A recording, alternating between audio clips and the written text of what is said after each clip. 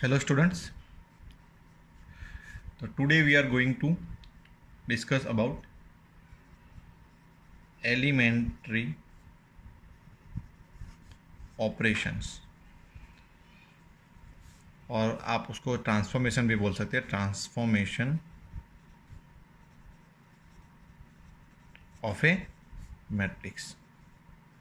General जो word use होता है वो होता है एलिमेंट्री ऑपरेशन। बेसिकली 6 टाइप के होते हैं। उसमें 3 जो है वो रोज ऑपरेशन है और 3 जो ऑपरेशन है वो है कॉलम ऑपरेशन। ओके, जो हम रो के ऑपरेशन देखेंगे वो सेम टू सेम आप कॉलम ऑपरेशन भी कर सकते हो। क्लियर? तो फर्स्ट जो ऑपरेशन है, द इंटरचेंज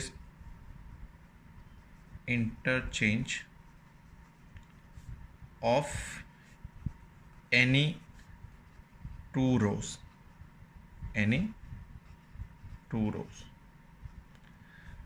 ओके, मतलब अगर कोई रोज को मैं आर दूँ, सपोज R1 है, उसको मैं चेंज कर सकता हूँ R2 में या R3 में, या फिर वाइस वर्सा R2 में R1 में, ऐसे मैं चेंज कर सकता हूँ। अगर इन जनरल में लिखूँ तो Ri can be changed into Rj। ये इसका सिंबल है इंटरचेंजिंग का। मतलब मेरे पास कोई एक मैट्रिक्स सपोज A है, 1 2 3 1 4 5 3 2 6। ओके, अगर इसमें मुझे रो एलिमेंट्री ऑपरेशन करना है, रो एलिमेंट्री ऑपरेशन मुझे करना है R1 to R3। R1 is interchanging with R3, तो मेरा जो मैट्रिक्स बनेगा वो नया क्या होगा, ये जो थर्ड रो है वो चेंज होके फर्स्ट रो में चले जाएगी, और ये जो फर्स्ट रो है वो चेंज होके थर्ड रो में आ जाएगी। तो ये 3 2 6 1 4 5 एंड 1 2 3। तो ये जो मैंने ऑपरेशन किया उसको मैं क्या बोलूँगा, interchange of row. Okay, same ऐसा आप किस में कर सकते हो, Ci can be interchange with Cj। Okay, suppose ये सेम मैट्रिक्स में ले रहा हूँ, ये आपके पास C1 है और ये C2 है। ओके, ये कॉलम C1 है और ये C2 है। मैं चेंज कर रहा हूँ suppose C1 interchange with C2, तो जो मेरा मैट्रिक्स बनेगा वो कैसा होगा, C1 मेरा C2 में जा रहा है, ये पूरा मैट्रिक्स जो है उसमें से जो फर्स्ट मेरा कॉलम है वो सेकंड कॉलम बन जाएगा, और सेकंड कॉलम जो है मेरा फर्स्ट कॉलम बन जाएगा। तो 2 4 2 1 1 3 एंड 3 5 6। ये जो मैंने ऑपरेशन किया उसको मैं क्या बोलूँगा, कॉलम इंटरचेंज ऑपरेशन। जनरली उसको हम क्या, कॉलम को C से डिनोट करते हैं और रो जो है उसको हम R से डिनोट करते हैं। ये अभी आपका R1, ये R2 और ये R3 था स्टार्टिंग में, और ये था आपका C1, ये C2 और ये C3। क्लियर? तो ये 2 ऑपरेशन हो गए, 2 ऑपरेशंस आर देयर।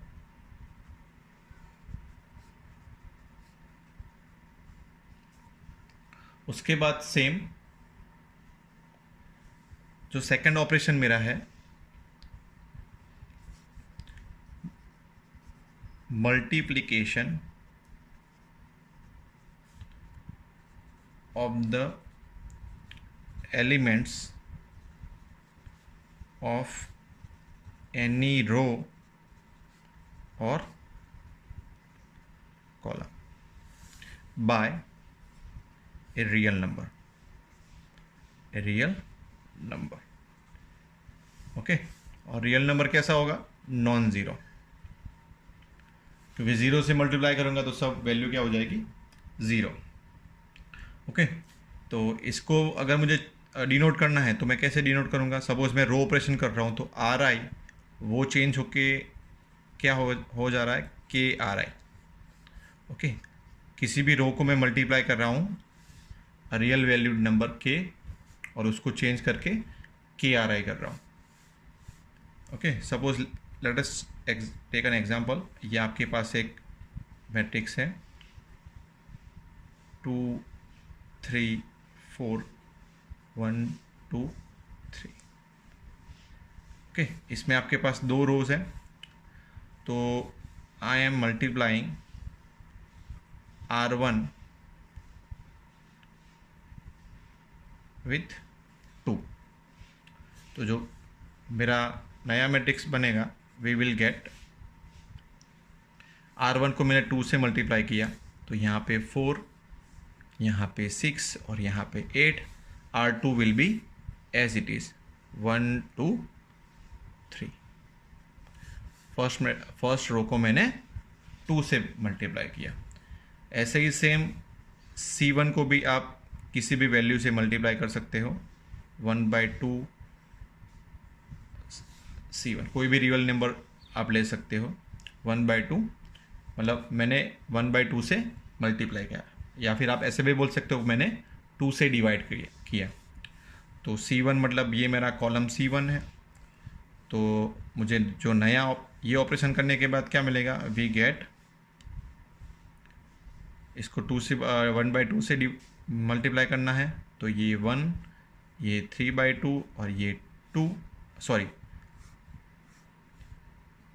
रो से करना था, सॉरी कॉलम से करना था, तो ये 1 और ये 1/2, ये 3 2 4 3।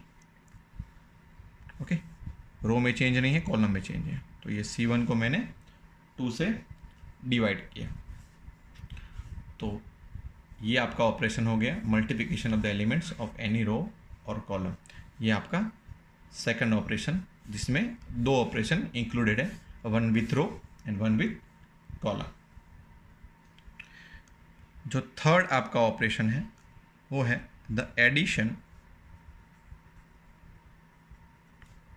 To the element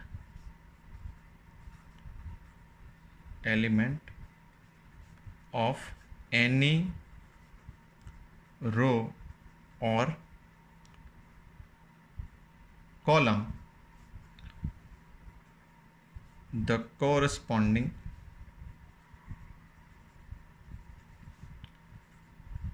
element of any other row or column multiplied by any non-zero number, non-zero real valued number. Okay, so the addition to the elements of any row or columns, the corresponding elements of any other row or column multiplied by any non-zero number. तो इसका meaning क्या है कि मैं RI को change कर रहा हूँ। सपोज RJ को कोई एक वैल्यू से मल्टीप्लाई करके और RI में ऐड करके। ओके, सपोज मैंने कोई एक मैट्रिक्स की मैं फर्स्ट रो ले रहा हूँ, तो फर्स्ट रो मुझे चेंज करनी है। कैसे करनी है, तो थर्ड रो को मैं कोई एक वैल्यू से मल्टीप्लाई कर रहा हूँ, सपोज वो वैल्यू 3 है, और वो 3 से फिर थर्ड रो को मल्टीप्लाई करके मैं वापस जो 1 है R1 मतलब फर्स्ट रो उसमें ऐड कर रहा हूँ। तो वो मेरा ये थर्ड ऑपरेशन हो गया। ये सेम चीज़ आप किस में कर सकते हो, कॉलम में। CI इज इंटरचेंज और replaced by CI plus KRJ। Okay,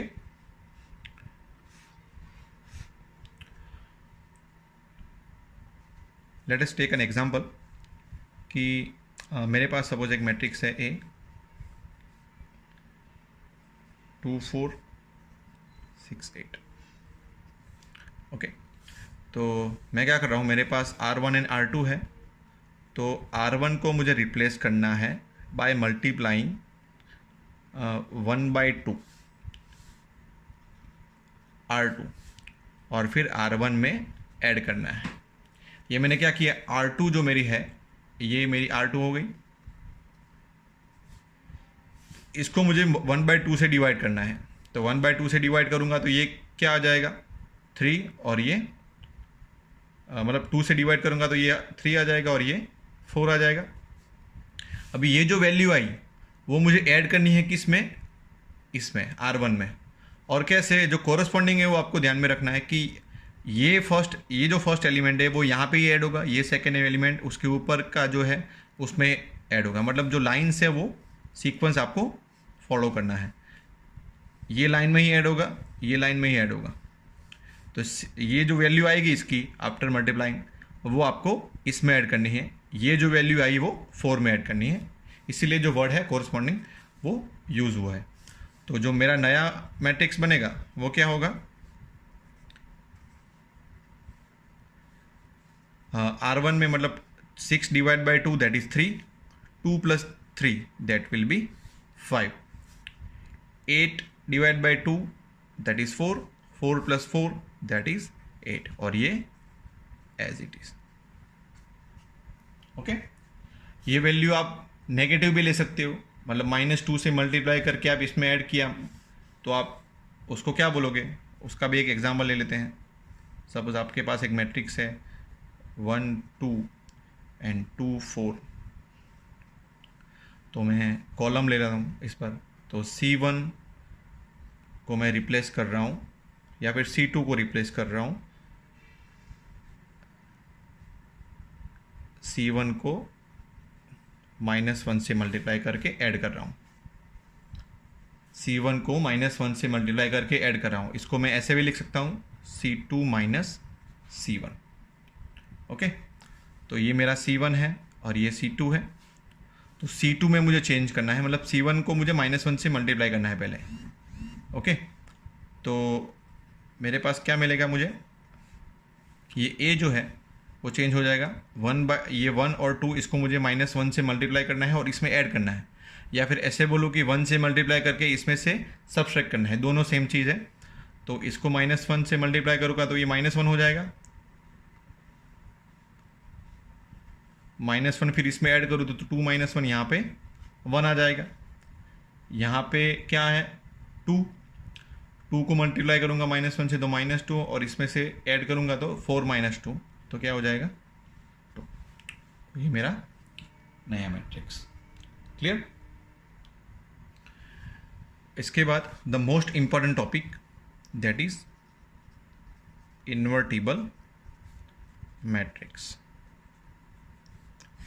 invertible matrix, तो इसके डेफिनेशन देख लेते हैं क्या है। बहुत इंपॉर्टेंट टॉपिक है, 3 या 4 मार्क्स में भी पूछा जाता है, लेंदी है काफ़ी, उसमें आपको रो एलिमेंट्री ऑपरेशन करके आपको इन्वर्स फाइंड करने होते हैं। ओके, तो इसके डेफिनेशन देख लेते हैं कि suppose if A matrix A कैसा है, square matrix, square matrix of order m, of order m। Generally हम क्या लिखते हैं m क्रॉस m, लेकिन स्क्वायर मैट्रिक्स है तो m = m होगा। ओके, तो हम ऐसे भी लिख सकते हैं of order m instead of m cross m। And if there exist a matrix B such that AB equals to BA equals to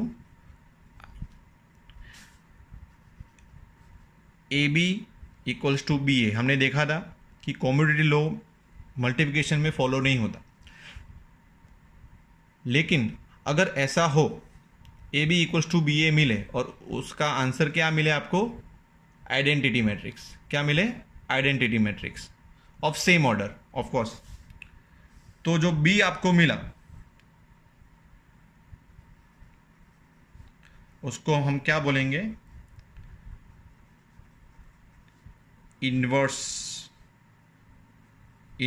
of A, inverse matrix of A। उसको denote कैसे करेंगे, B = A inverse. Okay, B equals to A inverse. Example ले लेते हैं ऐसा कि let us take an example A equals to 2 3 1 2 and B में ले रहा हूँ 2 -3 -1 2। तो इसका मैं डॉट प्रोडक्ट लूँ A B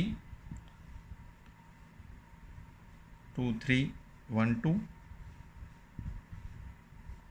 2 -3 -1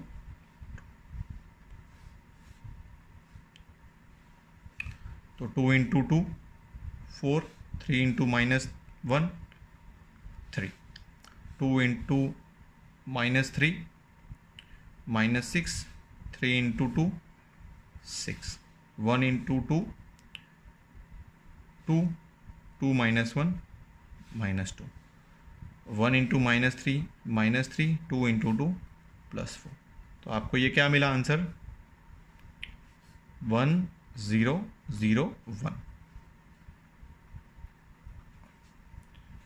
identity matrix of order 2। ऐसे ही बी ए ले लेते हैं 2 -3 -1 2 2 3 1 2। डॉट प्रोडक्ट ले लेते हैं 2 into 2 4 -3 into 1 -3 2 into 3 6 -3 into 2 -6 -1 into 2 2 -2 2 into 1 2 -1 into 3 -3 2 into 2 +4। तो ये भी आपको क्या मिला आइडेंटिटी मैट्रिक्स जो कि सेम है। Okay, A B equals to B A equals to आपको क्या मिला आई। ओके, तो मैं बी को क्या लिख सकता हूं inverse of A, which is अगर ए मेरा जो गिवन है वो है तो ए इनवर्स मेरा क्या हो गया 2 -3 -1 2। इसको मैं क्या बोलूंगा inverse matrix of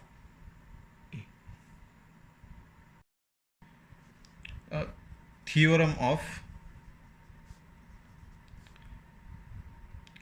inverse matrix, which is uniqueness of inverse matrix। कि ये क्या कहता है let a matrix A which is denoted by aij of order m। तो इसका अगर कोई मैट्रिक्स इनवर्स मैट्रिक्स एग्जिस्ट करता है जो कि हम बी लें तो वो यूनिक होगा, आपको दूसरा कोई मैट्रिक्स ऐसा नहीं मिलेगा। इसका प्रूफ ले लेते हैं। प्रूफ के लिए हम लेते हैं कि सपोज ए के 2 इनवर्स मैट्रिक्स अवेलेबल हैं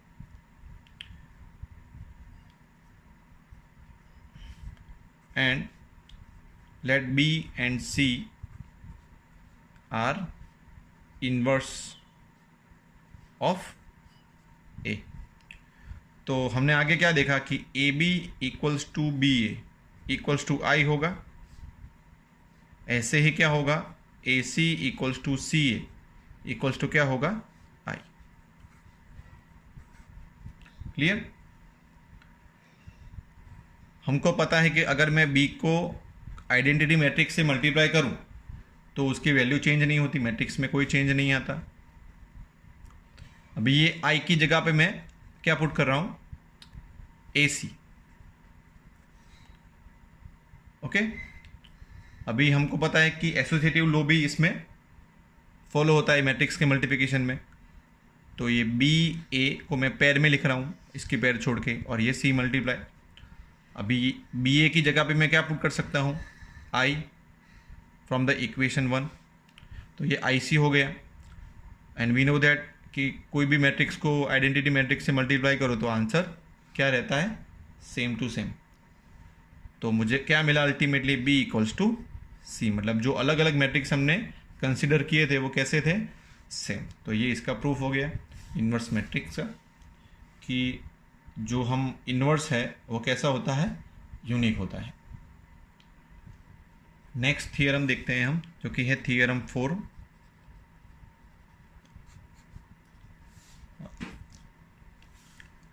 ये कई बार एग्जाम्पल में भी पूछा जाता है, जो CBSE बोर्ड के क्वेश्चन पेपर है उसमें भी कई बार आया है कि if A and B are invertible matrix of the same order,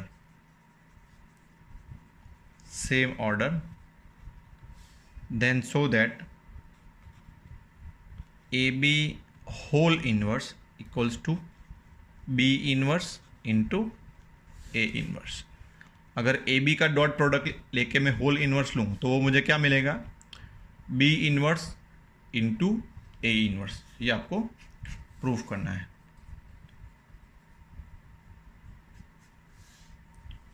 okay, तो चलिए प्रूफ ले लेते हैं।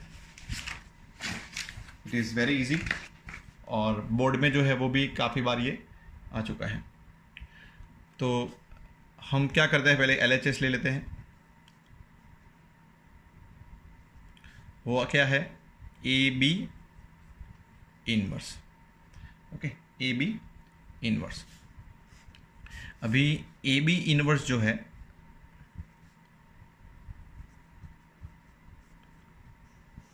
उसको मैं अगर AB के साथ मल्टीप्लाई करूं, तो मुझे क्या मिलेगा, आइडेंटिटी मैट्रिक्स। हमने आगे देख लिया है कि कोई भी एक मैट्रिक्स को मैं उसके इन्वर्स के साथ मल्टीप्लाई करूं तो मुझे क्या मिलेगा, आइडेंटिटी मैट्रिक्स। ओके, अभी व्हाट एम आई डूइंग, तो मैं प्री मल्टीप्लाई कर रहा हूं A इन्वर्स के साथ।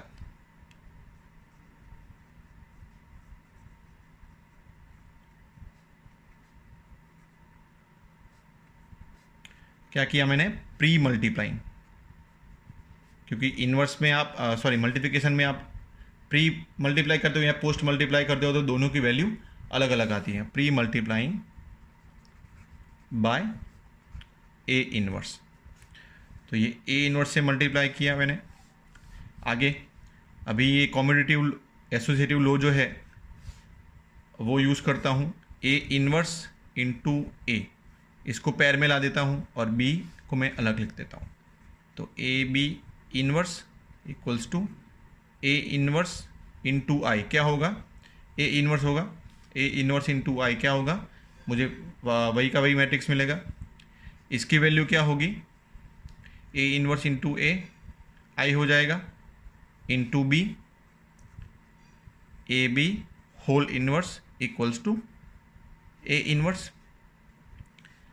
IB अगर मैं डॉट प्रोडक्ट लूँ तो क्या मिलेगा मुझे, B AB inverse equals to A inverse. अभी अगेन मैं क्या कर रहा हूँ, pre multiplying by B inverse, pre multiplying by B inverse.